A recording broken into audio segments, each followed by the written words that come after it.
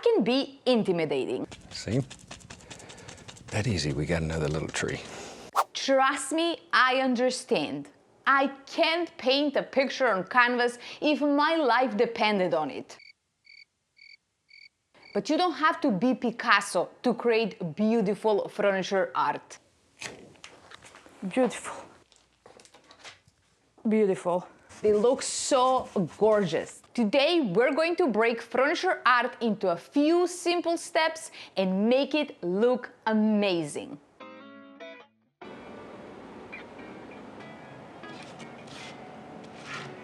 We started with this flat piece, which is perfect for what we're going to do. When working with flat boring furniture, you can get creative with stencils and transfers to make it stand out. Always clean your pieces before starting. It's literally the most important step with chalk painting.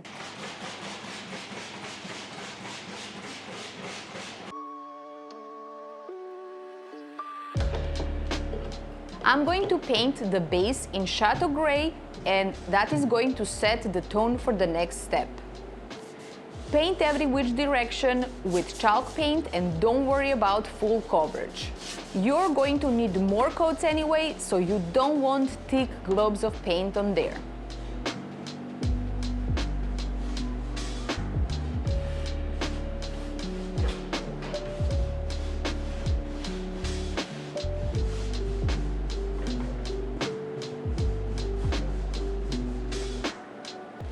Once we're done painting and our paint is completely dry, you want to make sure your first color is completely dry. We're going to do a paint wash. I'm using Old Ochre, a beautiful beige color. You just mix paint with water and make the paint super thin.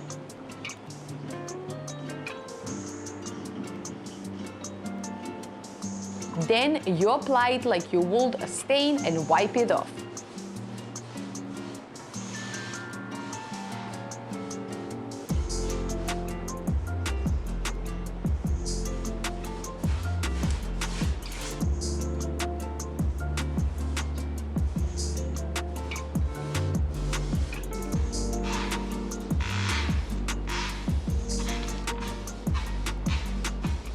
We're going to give it a really unique effect by tapping it instead of wiping it off. This technique is great if you have a piece in a really bad shape and you don't want to be there for days fixing all the little dents. You can just do a ragging technique and it's going to camouflage all imperfections. Believe me, it works every time. And some pieces are just too far gone and it's waste of your time to be fixing it for days. So in that case, you can always do a paint wash and believe me, it's going to look amazing.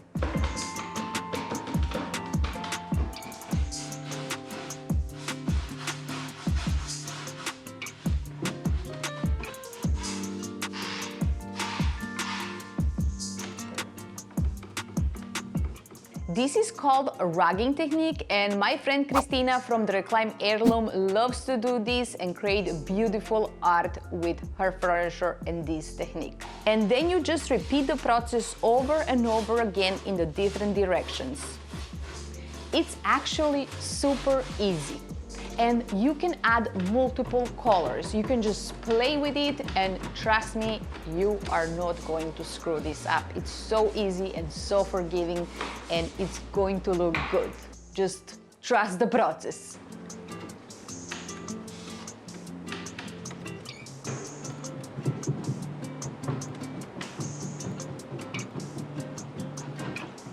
And look at the mood it creates on the furniture in just 2 simple steps.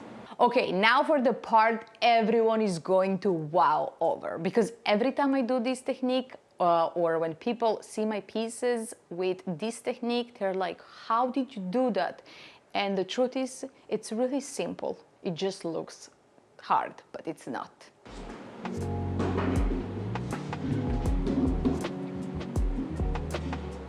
We are going to add metallic glass bead gel raised stencil. I am using a white metallic paint for this, but really, if you don't want metallic paint, you can use any chalk paint to mix it with glass bead gel, and it's still going to give you gorgeous results.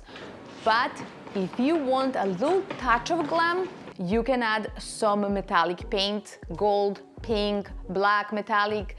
Any metallic will just add a little bit of elegance to your pieces. I'm using this Meadow Bloom stencil, but this technique will work with any stencil and any color.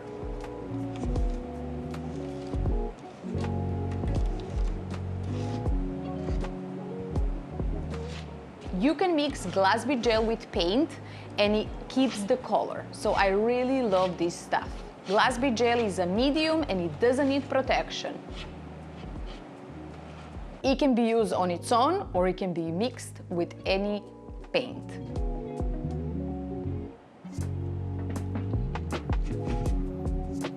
Yay! You're going to carefully place your stencil in place and apply it over it.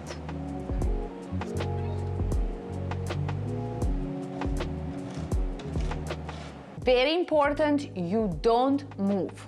So don't move. Okay, don't scream.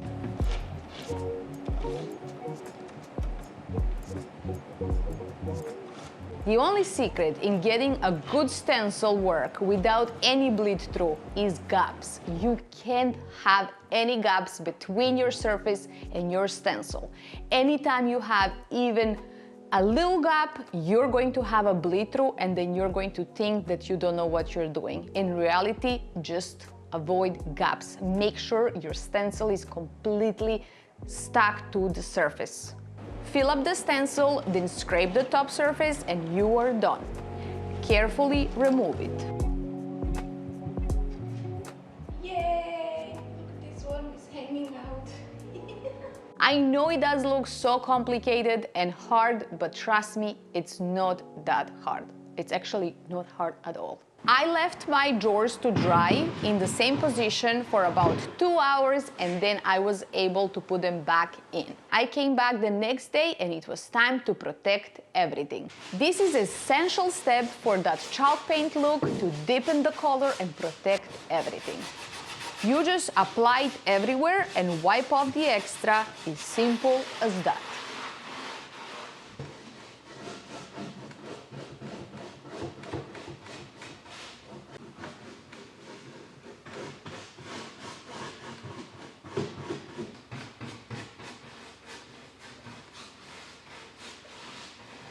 These knobs were purchased at Hobby Lobby and they are perfect for this design.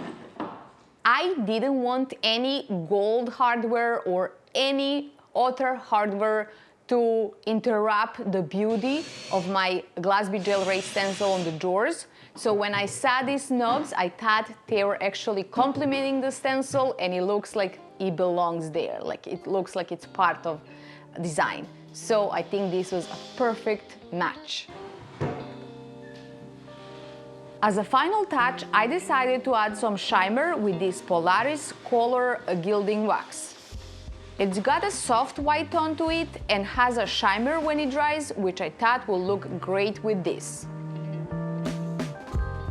This is totally optional.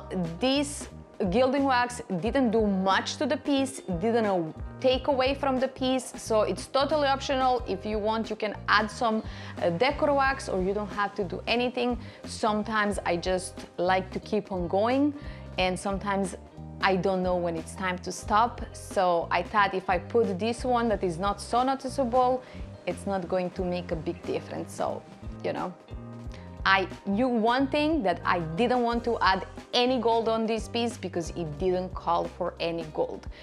Furniture can be beautiful without gold.